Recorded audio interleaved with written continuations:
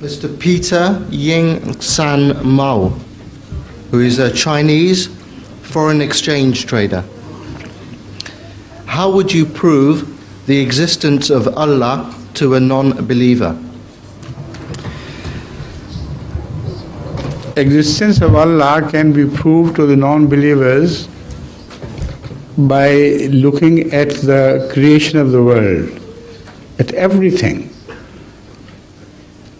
It's amazing how scientists close their eyes to these things. In my book, Revelation, I have revealed many things which are positive proof that evolution is not blind evolution. Everything created has a purpose and has a mechanism which cannot come into being automatically through any evolution.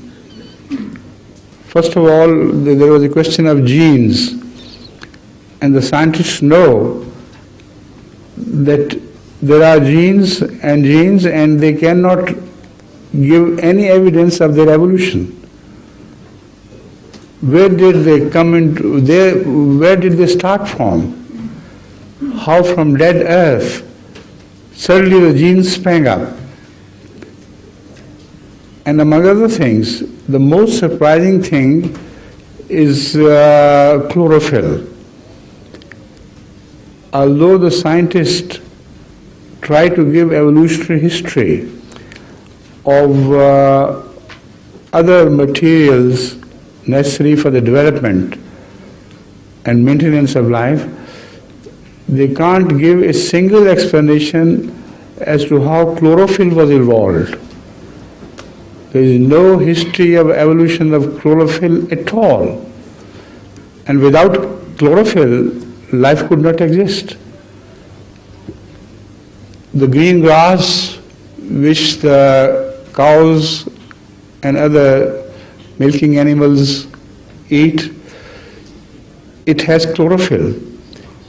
And it is only by the virtue of that chlorophyll that everything is converted into other chemicals.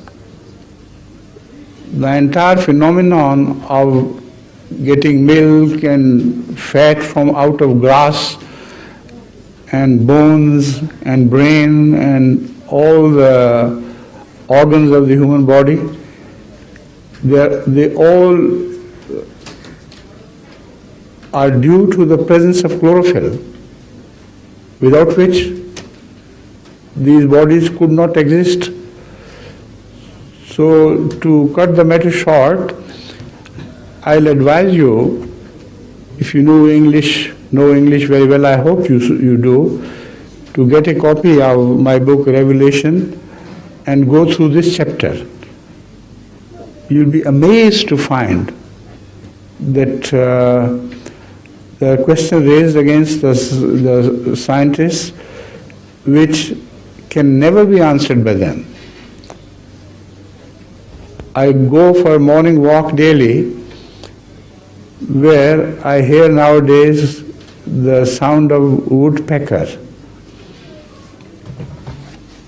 Now, scientists know very well that the woodpecker strikes at the trunk of the tree to scare the worms hidden within so that they come out, like you knock at the door and somebody comes out, just to eat them.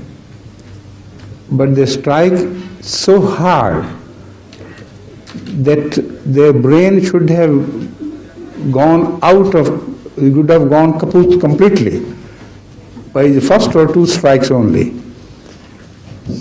But they have a cushioning system between their beaks and the brain. And that cushion which is created in between, which does not exist in the form of, in the beak of any other bird, only in the beak of the woodpecker, that takes the load and cushions it, so the strike force, so that it is subdued when it reaches the brain. Now tell me, how could it have become possible by evolving? when was the first woodpecker created? And if he stuck with the same pose, he would have been destroyed and killed. But how many generations of woodpeckers were killed before they evolved to this state? When they were killed, what was left there for evolution at all to work on woodpeckers? So if you open your eyes, you can see the existence of God day and night in everything created. Consider yourself. You have a beautiful design. You have eyes, you have brain, you have ears. And whatever the message of eye to the brain is conveyed through some ducts with electrical messages. And they are preserved in the brain somewhere. So much so that you remember the incident of seeing something from your childhood, and it is preserved in the brain, and you, whenever you want to recall it, you immediately get it. Where is it preserved and how this system of brain works and so on and so forth? The tales you can tell about your own body are unlimited. What the scientists have studied about the brain is only superficial so far. But volumes upon volumes are written about the surface of the brain. What is happening inside it, they don't know. So if you want to learn about the existence of God, try to look at the things around you with contemplation and depth. And try sometimes to think about yourself. How were you made? How your eyes came into being?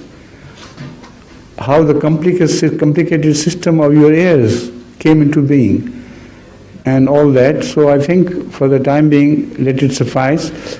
And I hope you will read the relevant chapter in my book, Revelation, where all these things are answered. Thank you.